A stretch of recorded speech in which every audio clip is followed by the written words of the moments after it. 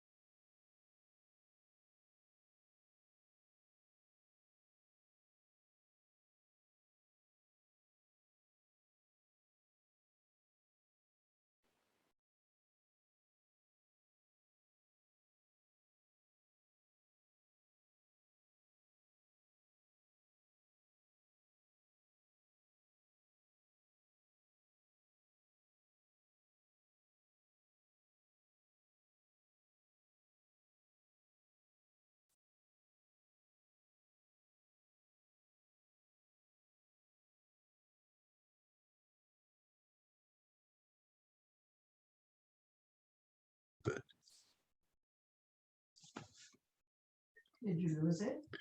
Well, they are the camera.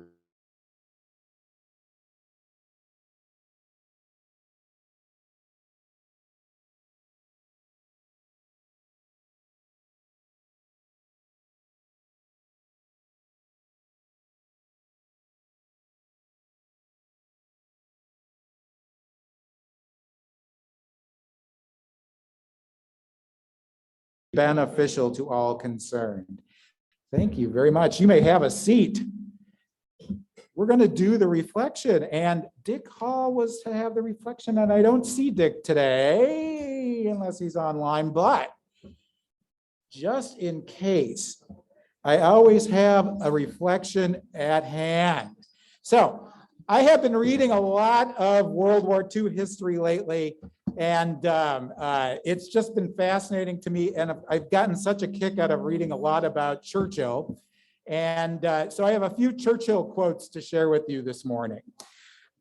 Churchill on attitude. If you're going through hell, keep going. Success is stumbling from failure to failure with no loss of enthusiasm. Personally, I'm always ready to learn, although I do not always like being taught. I am certainly not one of those who need to be prodded. In fact, if anything, I am the prod. I am ready to meet my maker. Whether my maker is prepared for the great ordeal of meeting me is another matter. Churchill on politics and government. A politician needs the ability to foretell what's going to happen tomorrow, next week, next month, and next year, and to have the ability afterwards to explain why it didn't happen. Churchill had great insults. Lady Astor said, "Winston, if I were your wife, I'd put poison in your coffee." Churchill responded, "Nancy, if I were your husband, I'd drink it." On Americans, Churchill said, "We can always count on Americans to do the right thing after they've exhausted every other possibility." On history, he said, "History will be kind to me, for I intend to write it." One of the things I loved about Churchill most was he was a great public speaker, and he took a lot of effort, put a lot of effort into his speeches. I was a speech major in college, so of course I love that aspect of it. He used to test things out all the time. So on speaking, he said, tact is the ability to tell someone to go to hell in such a way that they look forward to the trip. And then he said, everyone is in favor of free speech. Hardly a day passes without its being extolled. But some people's idea of it is that they are free to say what they like, but if anyone else says anything back, that is an outrage. And then he said, I have never developed indigestion from me eating my own words.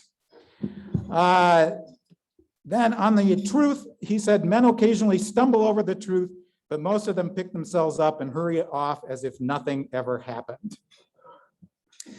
So I've enjoyed all those Churchillisms along the way. It was great fun reading. Particularly, I read a book about Churchill and then a book about what was happening over here with the Roosevelts. And it was so interesting to see both sides. All right, the song today we have, and I have to say, it's International Literacy Day today, which for our club is a big thing because we have focused on literacy. And so I was thinking, what are some good literacy songs that all of us can sing because it's so easy? And I stumbled upon the Jackson 5, ABC, and then tried to sing it, and actually it was impossible to sing anything but the chorus. So we're going to sing just the chorus.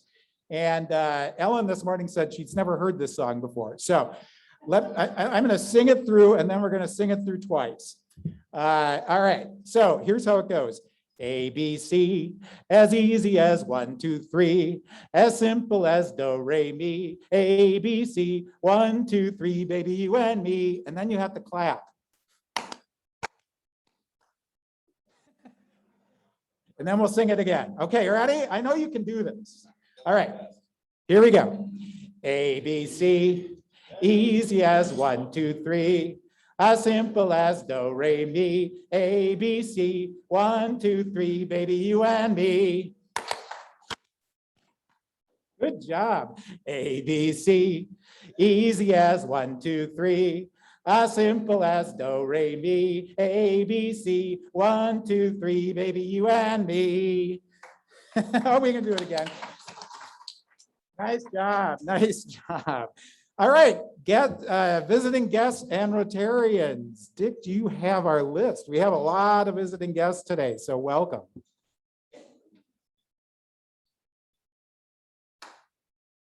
Thank you, thank you. Yes, we do have several, and Greg is in the running. He brought several guests today. And Greg, do you want to introduce them, or shall I name them from here? Okay, Louis Rudnicki. You want to stand and introduce yourself? Hi, I'm Louis Rutnick. Came with Craig Beckstrom today. Good morning. I'm Louis Rudnicki. I came with Craig Beckstrom today, and I'm happy to be here. I'm interested in hearing the presentation that David Ulrich is going to give, kind of as a different perspective from what we heard from Tom Landwehr here, I think back in May. So thank you for accepting me, and Greg, thank you for inviting me, and I'm looking forward to maybe seeing more events in the future.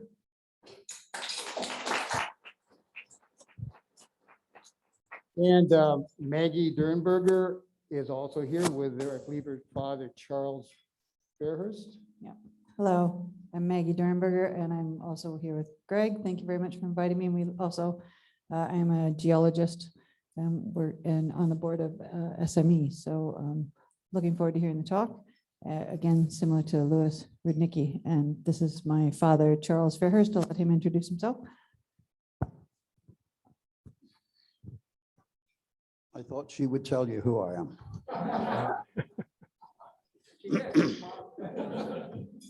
I have to think about it.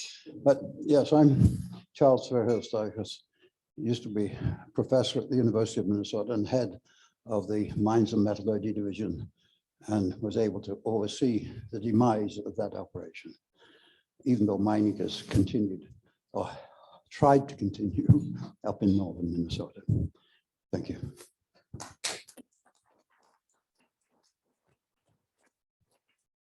And we have a few visiting Rotarians.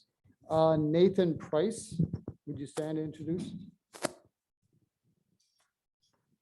Hello, I'm Nathan Price. I'm from the E-Club of Central Texas, up here visiting for work. Even though I've been a Rotarian for several months and attended several Rotarian meetings, it's actually my first in-person meeting. So it's nice to see this. Let's say I work in the software industry. My boss and my team are up here in Minneapolis, so I hope to see you all again in the future. And let's see, one of my big passions and hobbies is around space exploration. Also the founder and president of the North Houston Space Society. And one space fact that not many people know, but should, is we're planning to send people back to the moon in 2024 for the first time since 1972. So anyway, that's pretty much me.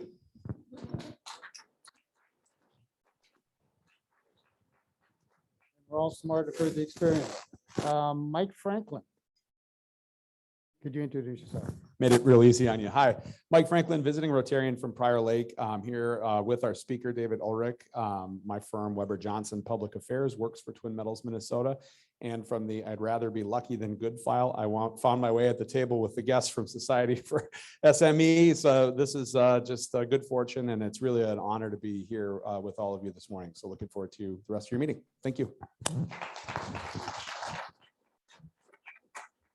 And Dr. Anna has a guest this morning. Would you like to introduce her? Good morning, everyone. I brought another guest. Ooh, I know I'm rolling this month. She's a very wonderful mother, beautiful pictures. Love following her on Facebook, but she is also a very talented musician. So hopefully we'll have her at one of our upcoming events to hear her perform. But I'll let her introduce herself and what she does. Thank you, Anna. So my name is Yue Liu, and it's a little tricky to say. I am the executive director for Bach Society of Minnesota, and myself is a pianist. I got to know about this group last night. I was Googling what do you do. So I'm happy to be here and learn more. Thank you.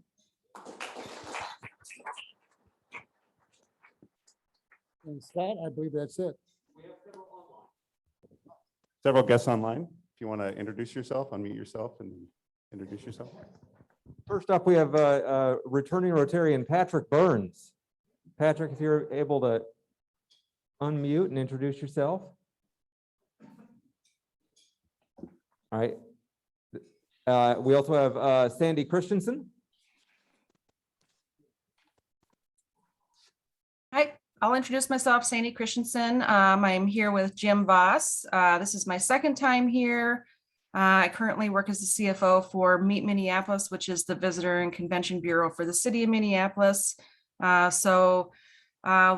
try to put the city in its best light, and I'm hopeful that I can help do that through this organization, and looking forward to learning more and becoming part of the group. Yay. Sandy, welcome. Thank you, Sandy. It's Patrick Burns here. Can you hear me now? We can. All right. Sorry about that. I was pleased to see you all move to the Women's Club. It's across Loring Park from my office, so I might be able to make some meetings, but I've still got some school-age kids, and the start time can be challenging, but I hope to get reconnected. Yay, Patrick.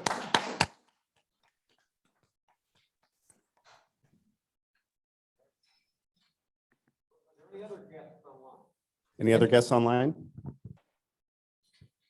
All right. All right. Hey, keep bringing those guests. Because I think Gene announced last week there was this competition, you could win some fantastic Rotary prizes. That's why we have somebody else.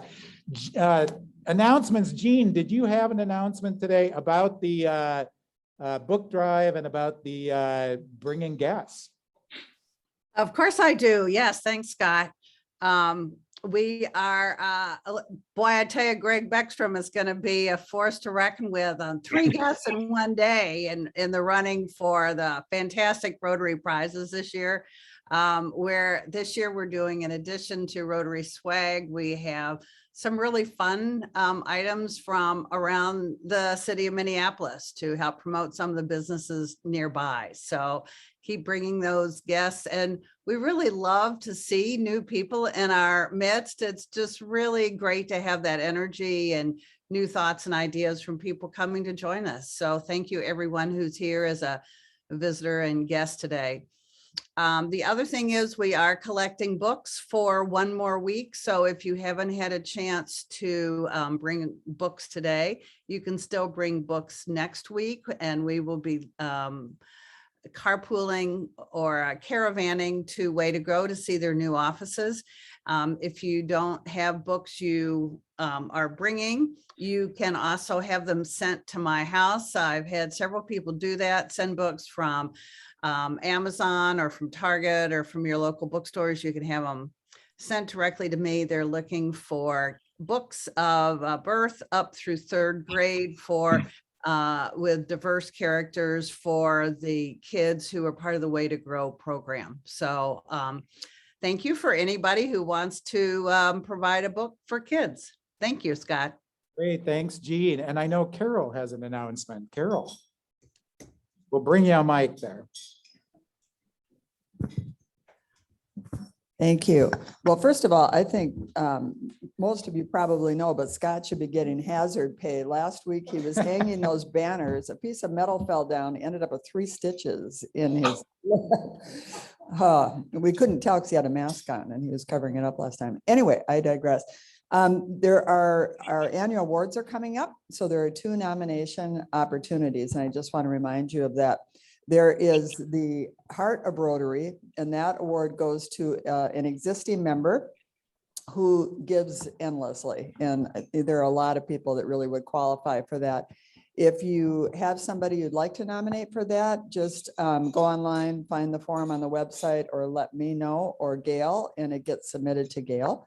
There's also the Rotary Hope Award, which is one of my favorites, and that goes to an organization in the community and a person involved with the organization that's not connected with our club, and is typically an organization that is sort of under the radar, that is not recognized, typically for what they do, and they are deserving of it. So we welcome your nominations for that also, and that has a monetary award attached to it. And so if you have some organization and person you want to nominate, fill out the form, send it to me in that case. So the other one to Gail, that one to me.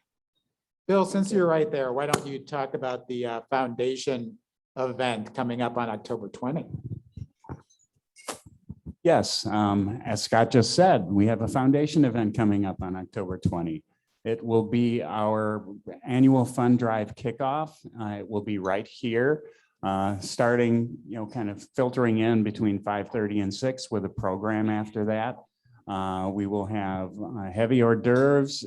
Every attendee will get a drink ticket, and there'll be a cash bar if you need more. We would like you to sign up. I sent an email out last week. If you did not get it, let me know. But hopefully you did. It had a link for registering for the event. We would like you to register. We'll need a hard count that Monday morning so that we can plan properly. And there is also a link to the registration on the website. If you go to the website and look for events, you'll find this listed there, and there will be a link you can click on and register there. Please plan to attend. There'll be no meeting that morning. So get your Rotary for the week that evening. Great, yes, and don't forget to sign up. I'm going to have Bill Jackson make an announcement. I think Bill is online. Bill? Yeah, I just want to invite everybody to our monthly International Service Committee meeting. It'll be tomorrow, Thursday night, September 9th at 6 p.m. And we've tried to make an effort to meet at various ethnic restaurants around town. And tomorrow night we'll be meeting on the outdoor patio of Owamni by Sioux Chief, which is overlooking the Mississippi River right at on the west end of the Stone Arch Bridge. Its address is 425 West River Parkway. So all are invited, and we've got a lot of exciting things happening with our committee this year. Hope to see a lot there. Thank you. Thank you, Bill. Okay, Tony has an announcement way back there. While you're going back there, Ross, let me just, you can proceed, and I'll just say book club is September 14th, both online, and we're having group come to my house too. So if you want to meet in person, come to my house, 3814 West Bidet-Makaska Parkway in Minneapolis. We'll be on my deck, weather permitting. Otherwise, we will also be online. So come on by Tuesday, September 14th. Tony. Okay, it's a time of year when calendars start arriving in the mail from all those organizations that want your money. I get cat calendars, of course. Yes, I also get puppy calendars and those ones with beautiful scenes of the United States. If you're not using them, please bring them to Rotary and give them to me. I'd like to collect them and take them to a nearby long-term care facility where a lot of people don't have family or visitors come, and they get a nice calendar to put on their wall for the coming year. So don't throw your calendars away. Bring them to me if you don't want them. Thank you. All right. Hear about the knicker Knicker Open, not the chicken open, the Knicker Open. Actually, the Chicken Open was a real thing, but a different organization. Want to remind you on the 25th of this month, just 2 weeks from Saturday, we're having our second annual 2.0, not Chicken Open, Knicker Open. Knickers are optional, but we've got 17 people signed up. It would be great at least to get 3 more. Then we would have an equal number for 4 per person. We will mix you by ability. It'll be fun. This is a scramble where everybody hits every ball, and it'll be a lot of fun. We have a trophy too, and we'll be also raising money for CES kind of on the side, and we'll have a ceremony and just snacks and stuff afterwards. So we need 3 or 4 more people. Come on. So sign up early and sign up often. 2 more things. Tomorrow, peer group meets at 6:45 in the morning, talking about how to create a firm culture. So make sure if you're interested, I'm interested in that topic, that you attend peer group. Also, October 9th is the One Rotary Summit from District 5950. That's going to be starting at 9 a.m. It's all online. Did I miss any announcements? All right. We have a few minutes to do happy bugs today. And we were really happy last week. Thank you all who contributed to have money, additional money go to Warm Hands, Warm Hearts. I know some folks have asked, where does the money go otherwise? And normally it goes to our Polio Plus campaign. So the money you give goes to support Polio Plus and eradicating polio in the world. So it goes to a good purpose. And I know Brock has a happy buck this morning. Brock.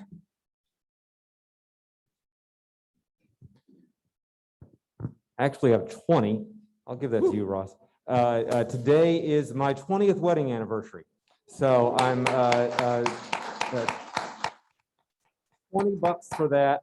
And this weekend, Jennifer and I are flying out to Denver to go see a show at Red Rocks. So we're gonna celebrate in style. Congratulations. I see that we have a happy buck over here. It's not quarters today. What's going on? Hard cash. Hard cash. 61st birthday last Monday. Woo-hoo. Yes, all right. Congratulations. Congratulations, Doug. All right. I see people digging. Any more happy bucks at that table? Yes. First day of school for my, hoping for a good year. All right. Nice, Todd. Thank you. Todd. Greg Beckstrom has a happy buck. That's the last $5 I have. I'm finishing up getting my son through college at the U of M. He started his last semester yesterday.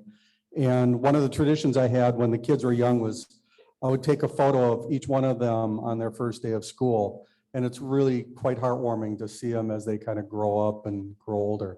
Anyway, so after this semester, I might have more than $5 in my pocket. Don't count on it though. Any other happy bucks?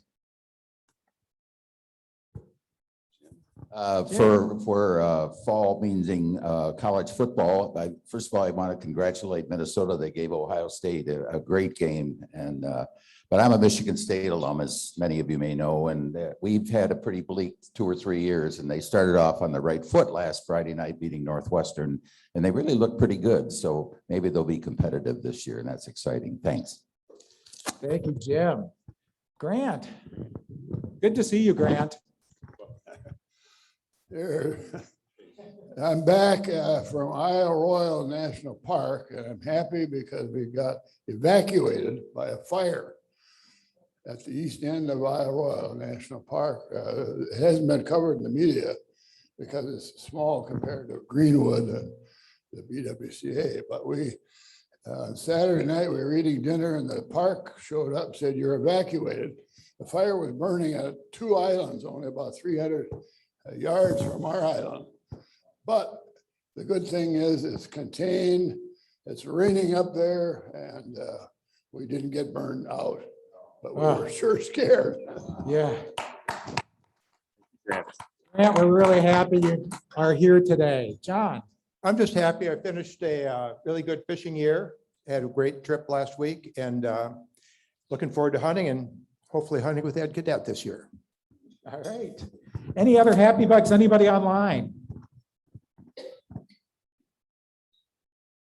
All right. Well, seeing none, I'm glad folks are so happy this week. Thank you all for your happy bucks and your contribution to Polio Plus. So today, our day chair is John Pine. John joined the City of Lakes Rotary when he was a pastor at the Hennepin Methodist Church in 1991. He took a leave of absence from the church in 1992, and he worked with the Children's Cancer Research Fund at the University of Minnesota for a couple of years before starting a financial planning firm, Evergreen Financial Group.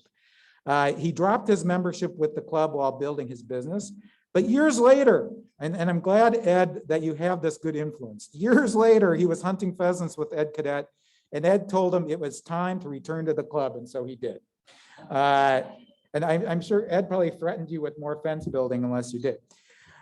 So John still runs the practice and has recently moved his office to Plymouth. He lives with his lovely wife, Carla, and a charming golden retriever, Bo, in Wayzata. His hobbies include hunting, fishing, and boating. Welcome, John. Thank you for being our day chair today.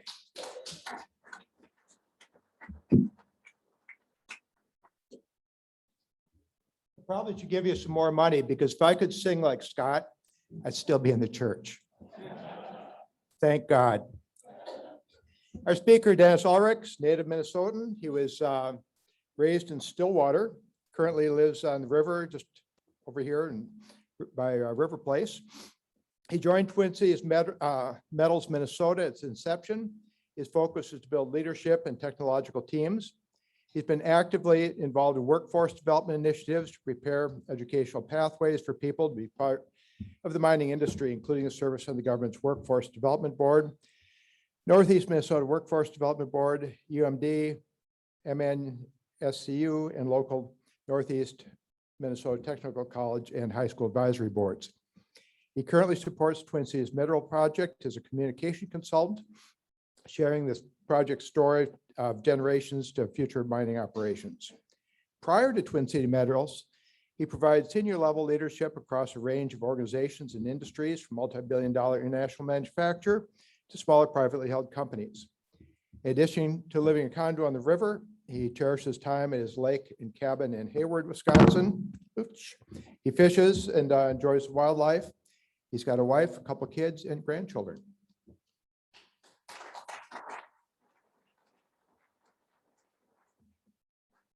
Excellent. Thank you very much for having me today. I really appreciate the opportunity. I shared this story with many of your fellow Rotaries. I've shared this story with many of your fellow Rotaries, both here in the cities and all across Minnesota. I'm going to start us off with a video today, 6 minutes, and then I'll jump into the slide deck and we'll talk a little bit more about the company and the project. So excuse me.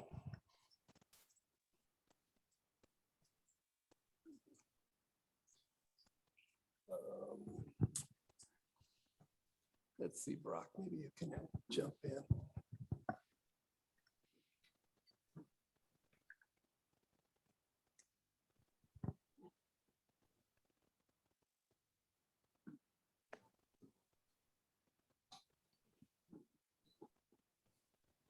All right, bear with us.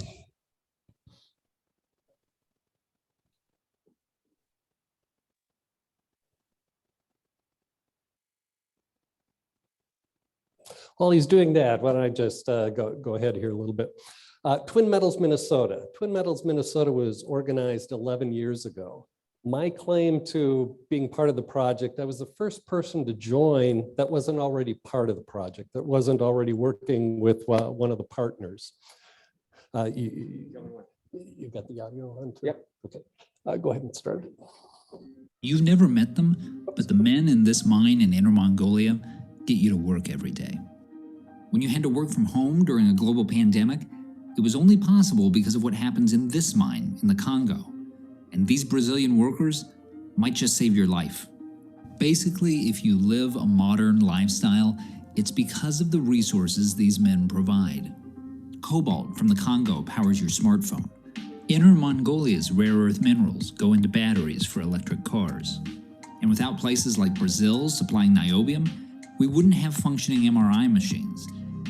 Seriously, we didn't make that one up. Niobium is an actual thing. We might imagine our high-tech economy and modern lifestyle is easier on the planet than previous generations, but all that sophisticated technology requires minerals extracted from the earth. In fact, the greener we try to be, the more mining it requires. A 2017 study from the World Bank makes it clear. Clean energy requires far more minerals than the sources it would replace. For example, the amount of wind and solar power needed to meet the goals of the Paris Climate Agreement would double the demand for the metals used in those technologies. But that's nothing compared to the batteries needed to store clean power, which under the Paris goals would require over 1,000% more metals than today. And all those materials come at a price. Much of it comes from countries where labor and environmental standards are somewhere between weak and non-existent. Take cobalt, for example. It's used in lithium-ion batteries, which we rely on for laptops, cell phones, and many other smart technologies. 70% of the world's raw supply comes from the Congo. Investigations from Amnesty International report that children as young as 7 are at work in those mines, and that the experience can leave them with chronic lung disease from exposure to cobalt dust. 2,000 miles away, the West African country of Guinea is home to the world's largest reserves of bauxite, the main source of aluminum used in many renewable energy technologies. It's also home to about half of the world's population of the endangered western chimpanzee, and thousands of the great apes are projected to die because of the lack of environmental safeguards at the country's mines. And there's a practical problem on top of the ethical ones. The US is dependent on other countries for nearly 90% of the minerals that are critical to our national security, components necessary for everything from night vision goggles to the M4 carbine, the Army's standard issue rifle. For those supplies, we rely on countries like Mexico, South Africa, Australia, Brazil, and even Russia. Now, not all of those dependencies are necessarily problematic. Relying on imports from a friendly country like Canada, the nation with which we have the second largest dependency, is basically harmless. I mean, come on, it's Canada. But there's no country we're more dependent on than China. And there, in 2019, the People's Daily, the official newspaper of the Chinese Communist Party, made clear that the Chinese government intends to use these resources as a weapon against the United States. Now, we could just wait for China to get as chill as Canada, but laid-back dictatorships aren't really a thing. There's another option, though. America actually has its own vast mineral resources. It's just that we're not tapping them. As recently as 1990, the US was the world's #1 producer of minerals. Today, we're the 7th. What happened? A mountain of regulations at the federal, state, and local levels made the process for opening a mine almost impossible. Take the Kensington gold mine in Alaska, for example.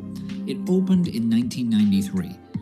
Wait, scratch that. It was supposed to open in 1993, but because of the complicated regulatory process, it wasn't able to begin operations until 2010. In the 17 years it took to navigate all those regulations, the cost of building the mine increased almost 50%.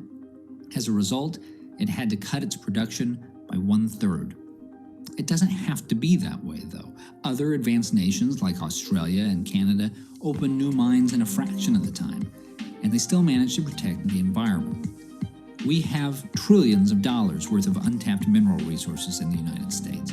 One site in Minnesota has the world's second largest deposit of copper, and just one hill in West Texas could make the US almost entirely independent of the rare earth elements for which we currently rely on China. The problem isn't a lack of resources. The problem is that we don't use the resources we already have.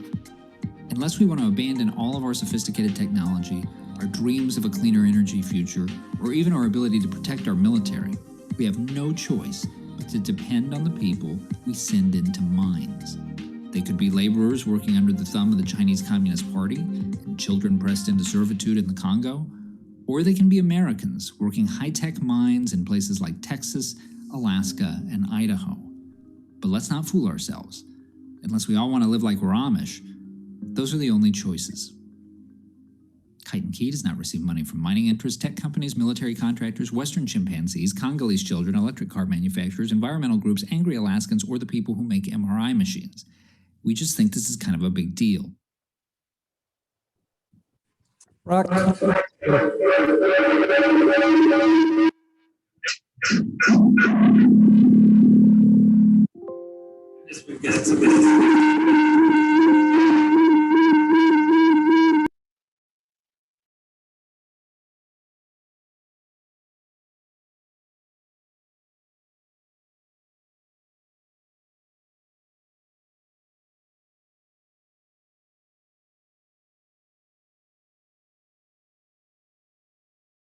The Build Show is on the road. We are in Fort Worth, and check out this gorgeous house, great? Brad. Yeah. What is up with this house? 100 years old. John Staub, he's famous architect, regional architect. Just his, you'll see.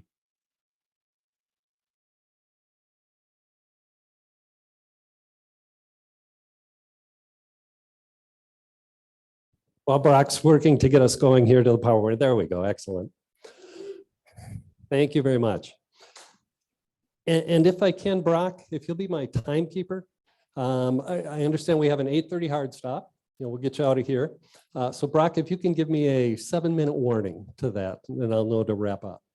I like this when it's a discussion. If you've got questions going through, I encourage you to ask those. But if we get to that 7-minute point and I've got to hustle through, I'll finish the presentation. I'm happy to stay here as long as anybody has questions and answer those. I do have an 8:30 meeting, but it's with one of your fellow Rotarians, and I think he'll cut me some slack to make sure I answer all your questions.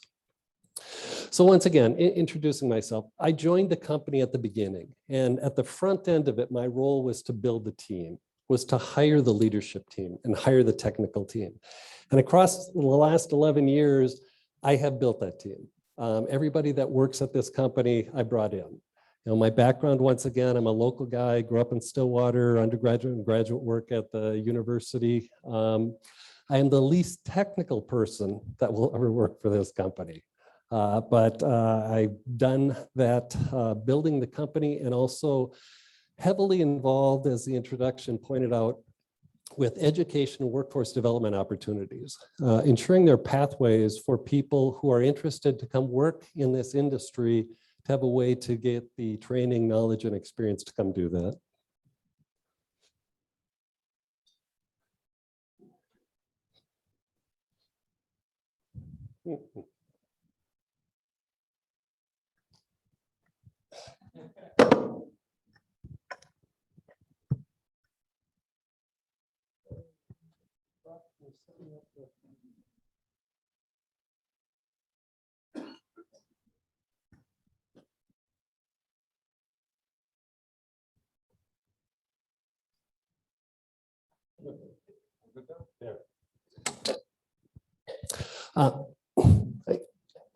I think we're good.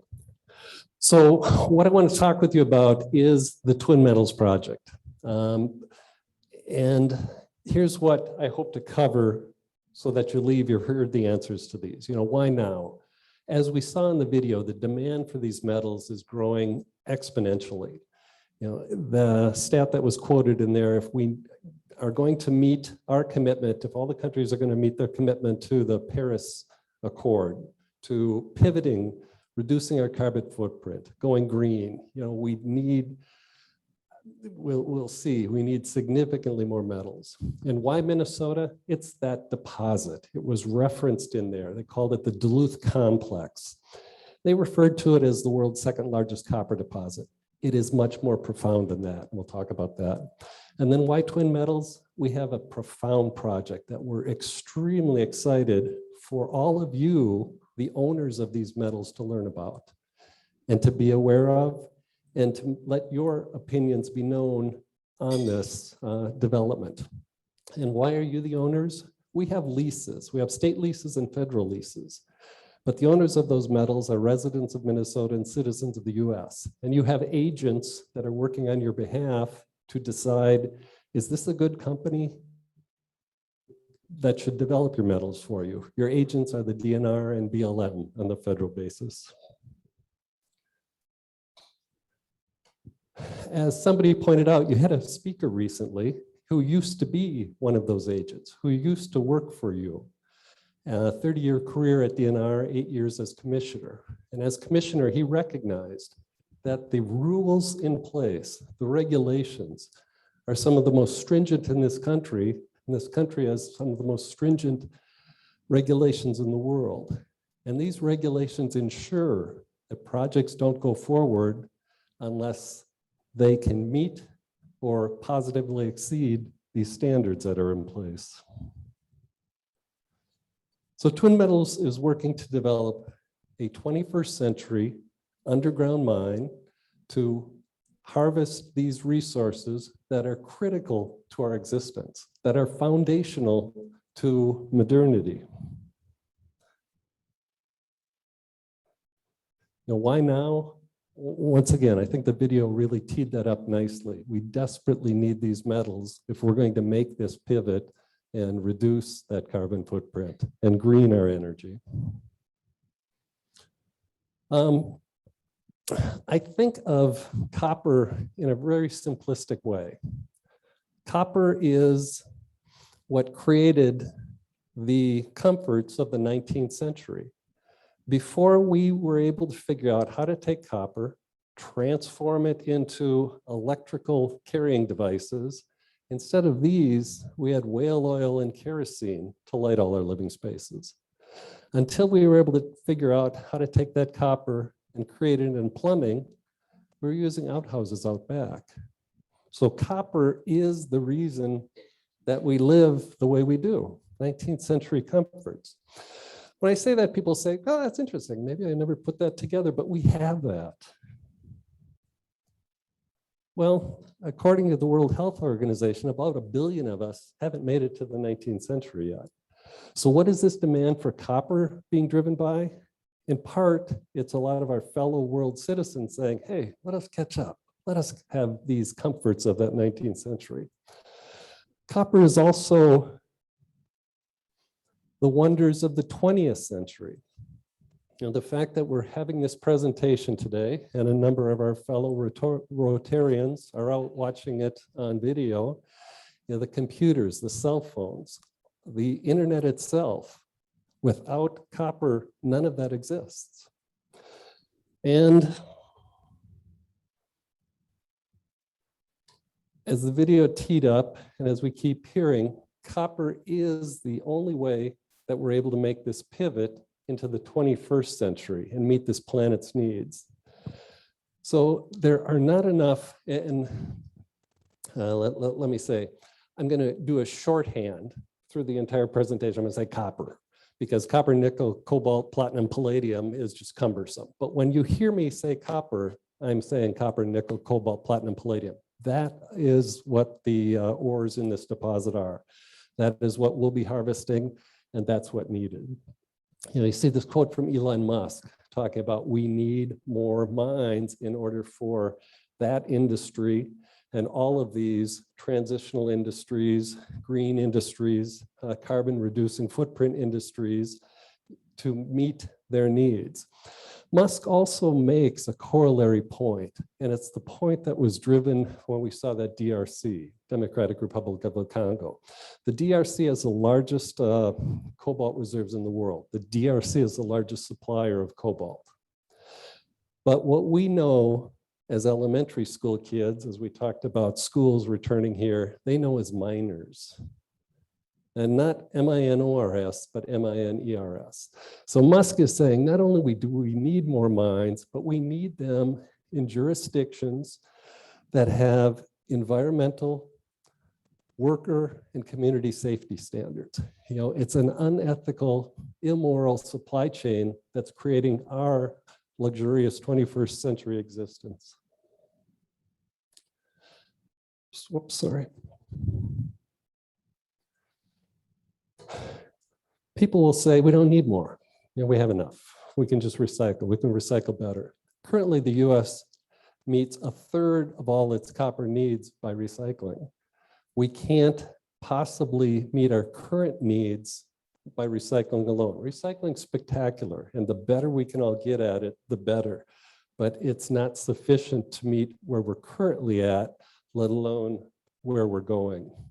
And we, not only the US we, but the collective world we. This is the most profound statistic I've seen in my 11 years on this project. There's all sorts of numbers on this project. And as I go through, I'll try and anchor those numbers to make some sense. The World Bank study, looking at the Paris Accord, looking at all the countries around the world commitment to saying, here's what we're going to do to transition. We need as much copper in the next couple decades as we've mined in civilization's history. That's absolutely mind-numbing. So why are we talking about this project? Because we need those resources. We desperately need these resources as we move forward over these next couple decades. Oops, get this straight. So why are we talking about Minnesota? It's because of this deposit, the Duluth complex. The video once again called it the world's second largest copper deposit. It's accurate, but it's not a sufficient description. The Duluth complex is considered to be the world's largest polymetallic ore body. Polymetallic, once again, copper, nickel, cobalt, platinum, palladium. How big is it and how impactful is it for the US? A third of all the copper in the US is currently locked up in the Duluth complex. 75% of the platinum palladium, 90% of the cobalt, and virtually all of the nickel in the United States is locked up in the Duluth complex. There's one small nickel mine operating in the US. Otherwise, we are net import dependent on these. If I could get you to mentally superimpose on top of this slide, our import, it's virtually similar to that. The US imports currently a third of all its copper, 50 to 75% of the platinum and palladium, 90% of the cobalt. And once again, the world's largest supplier of cobalt currently is the DRC. And the US, other than that one small nickel mine, is net import dependent for all of our nickel. And these are all of the resources, or all of these resources are critical and foundational to that green economy, to that pivot.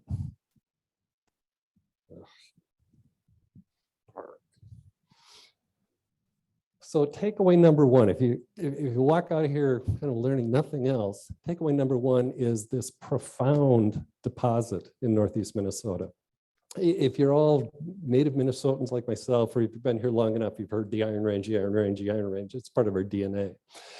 We've mined consecutively for 150 years. The Iron Range is the longest continuous running mining district anywhere in North America. We are really good miners in Northeast Minnesota, some of the best in the world. The iron industry, taconite nowadays, calculates they have about 100 years worth of resources left. So it's a 250-year time frame.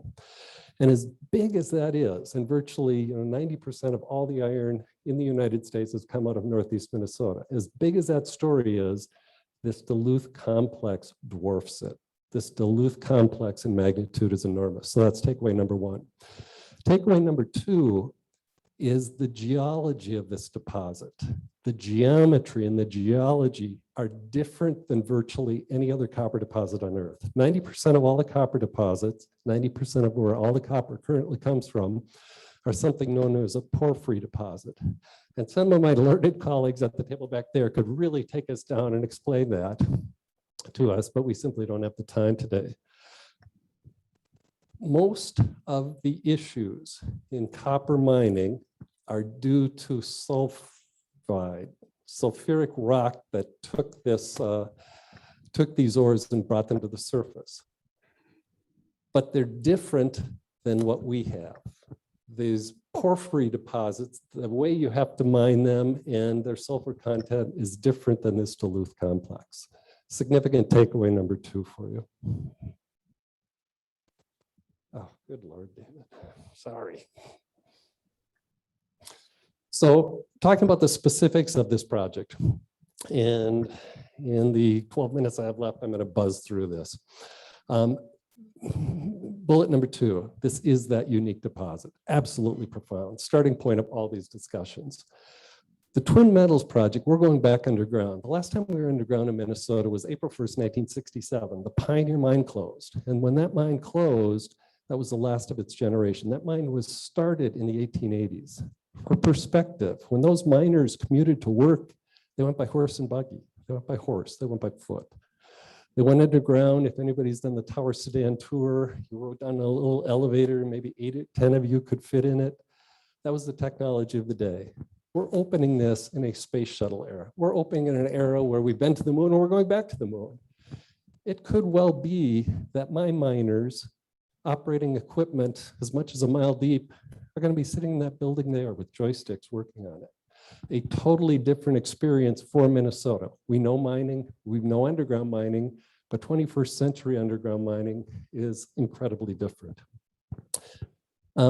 As you drive across the range, I tell my neighbors down here, the topography you're seeing, God didn't have much to do with that. It's really the miners that have done that. Those hills, those little mountains, there's something known as waste rock, a mining term. It means the rocks on top of the good rocks that you have to get to. And for most surface mining, you have to take a bunch of rocks off, you have to do something with them to get to the good rocks. Well, our project, going underground, given the geometry, the geology of this deposit, we're not going to be creating topography. That significantly minimizes our surface footprint. What you're seeing here is the equivalent of about 100 acres. That green building, our concentrator building, is about the size of a super target. Because we're going underground, we're able to take our tailings, what are tailings, another mining term, it's the sand that's left over after you extracted the metals. We'll take that sand and half it'll go back in the hole where it came from. Once again, minimizing our surface footprint. The rest of the tailings, we're going to be doing something that nobody else is doing in Minnesota. That for 150 years, everybody's taken their tailings, their sand that's left over, they build a dam, and behind it, they put the tailings. Why do you need a dam to put sand behind it? Well, it's very aqueous, but 30% liquid. If done right, totally good way to do it, totally appropriate way to do it. If done wrong, and if that tailings dam rings any bells for you, it's because there have been some in the last 5-10 years that have been done wrong. In Brazil, a couple tailings dam burst and they wiped out towns, killed a number of people. Up in British Columbia, tailings dam burst and the flow of that liquid material got out into the waterways, did some real damage. We've eliminated any potential of that happening because we're not building a dam, because we're not having liquid tails behind it. We're doing something called dry stacking. And the dry stacking essentially is taking all the water out on the front end so that our sand that's left over, our tails, is more the consistency. Think of the best sandcastle sand that you've ever had. Very shapeable, very compactable. Compactable such that it defers water penetration. Shapeable so you can contour it.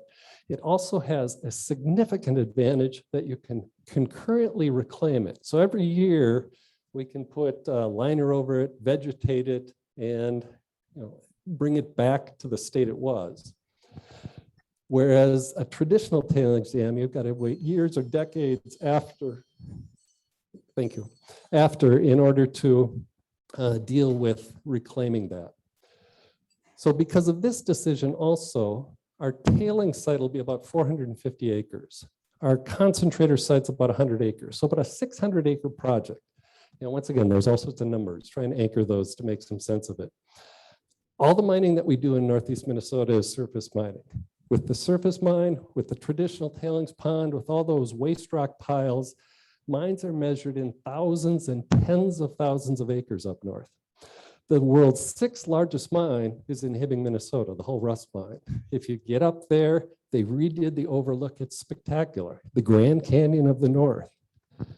This project is 600 acres, and when we're done, and we remove all those buildings from that area, and this is all revegetated, to the untrained eye anyway, you're once again walking through the Superior National Forest without evidence that there was a mine there. We announced recently that our plan is to use an all-electric fleet, which has significant environmental positives to it. So not only are we going to be mining and bringing to the world the resources that are necessary to make this pivot, we're committed to being part of that pivot and using these resources. Our parent organization, Antofagasta has announced at all of its existing mines by next year, they will be using 100% renewable energy. Let me stop for just a second and talk about Antofagasta. When the project started, it started as a joint venture between Chilean and Canadian mining companies. Currently, the Chilean mining company owns the entire project. Twin Metals is a wholly owned subsidiary of that. And it's called a Chilean company for reasonable reasons. Technically, it's a British company. It is the oldest continuously traded stock on the London Stock Exchange. It is part of the FTSE 100.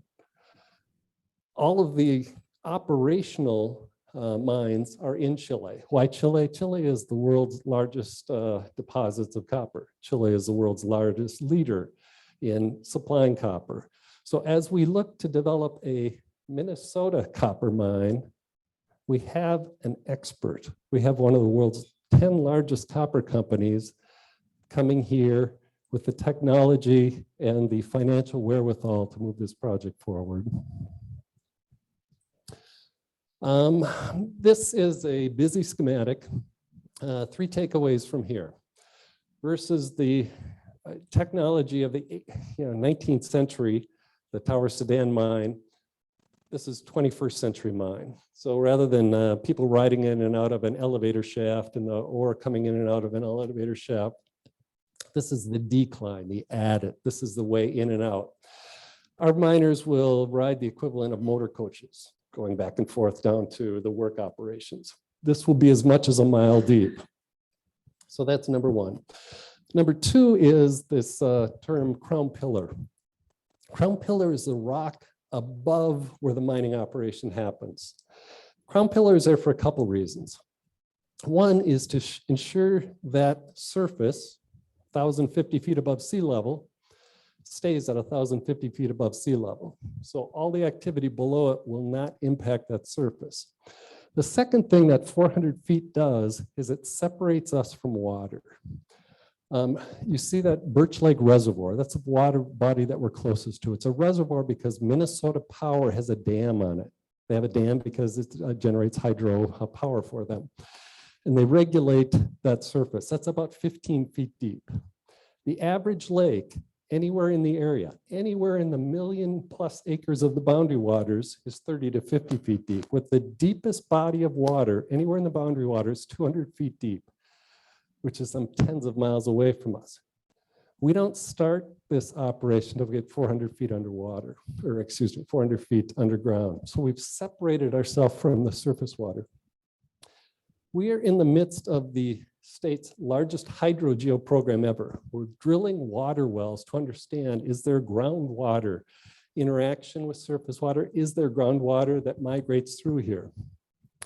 We drill a series of wells as much as 2,000 feet deep.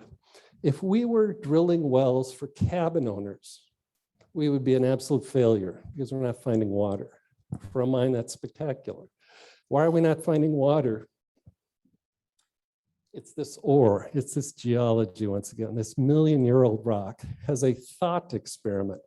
Go home when we're done, go to your kitchen, get a cup of water and pour it through your 1-inch thick granite countertop. Ridiculous, obviously ridiculous. Well, that water doesn't penetrate through thousands of feet here either.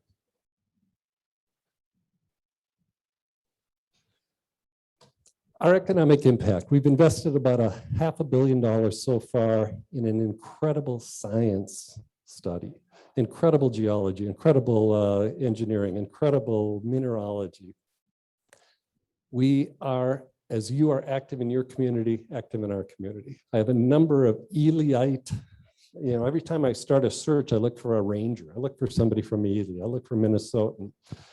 the profile of our Ely team, kind of normative, a couple guys that are fourth generation Elyites, fourth generation miners. I've got one guy, head of our legal department, that is part of the Boys Fort tribe. Chris can't tell me how many generations he's been part of that Ely project. I hate to do this to you. He'll stay for questions afterwards, and I think you've covered enough ground that he can be here for months.